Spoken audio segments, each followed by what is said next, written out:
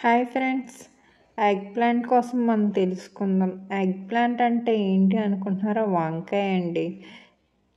Vegetable king అంటారు వంకాయ. చాలా ఫేమస్ కదా, అది టేస్టే వేరు అన్ని వెజిటేబుల్స్ కన్నా.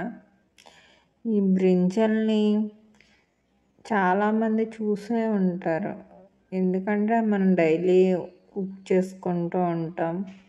కానీ ముళ్ళొంకాయని ఎప్పుడైనా చూసారా? ముళ్ళొంకాయ మొత్తం ముళ్ళులుగా ఉంటుంది. వంకాయ ఒక్కటే పట్టుకోవడం కుదురుతుంది, పైన కూడా ముళ్ళు ఉంటాయి. చెట్టు ఆకు కాండం మొత్తం కూడా ముళ్ళులు ఉంటాయి. అలా ఎందుకంటే తక్కువగా చూసుంటారు ముళ్ళొంకాయని.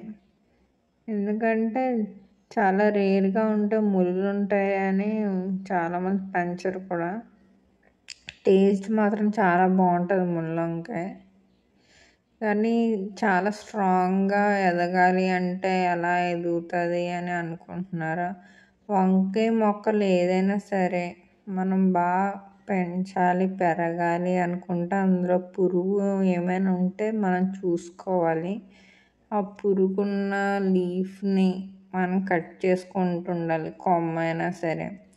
ఎందుకంటే వైరస్ ఏదైనా ఉన్నా దాన్ని మనం ఈజీగా స్ప్రెడ్ అయిపోతుంది. అది మనం కట్ చేయడం వల్ల ఇంకో దానికి స్ప్రెడ్ అవ్వకుండా ఉంటుంది. హెల్తీగా ఉందా లేదా చూసుకోవాలి ఫస్ట్. ఫ్లవర్ అనేది దాన్ని పురుగు పట్టిందా లేదా అని చూసుకుని ఏమైనా ఉంటే దాన్ని రిమూవ్ చేసేయడం చాలా బెటర్. ఎందుకంటే హెల్తీగా ఉండడం బెటర్ వెజిటేబుల్స్ అనేవి. ఏ పెస్టిసైడ్స్ వేయకుండా న్యాచురల్గా గ్రోత్ అవ్వాలి అంటే మనం డైలీ చేసే రొటీన్గా వేస్టేజ్ ఏమైనా ఉంటే దాన్ని అడుగునే వేస్తే సరిపోతుంది. ఆనియన్స్ పీలైనా చూడడానికి అయితే హెల్తీగా ఉంది వంకాయ మొక్క. సింగిల్ ప్లాంట్ కానీ చాలా ఎక్స్పాండ్ అయింది, చాలా బలంగా ఉంది కదా ఈ వంకాయ మొక్క. ఎందుకు ఇంత బలంగా ఉంది అంటే మెయిన్ రీజన్ రైస్ వాటర్ అంటే ఏంటి అనుకుంటున్నారు? బియ్యం కడిగిన నీళ్ళు ఉంటాయి కదా, కడుగులు అంటారు.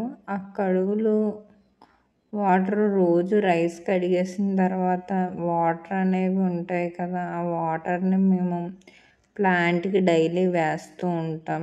అందుకు వంకాయ మొక్క చాలా స్ట్రాంగ్గా గ్రోత్ అవుతుంటుంది.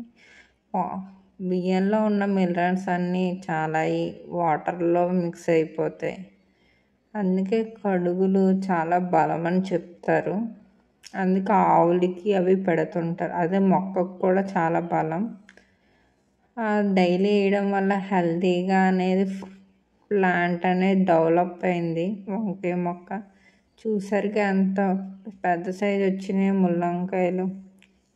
మీరు ట్రై చేయండి. Please subscribe my channel.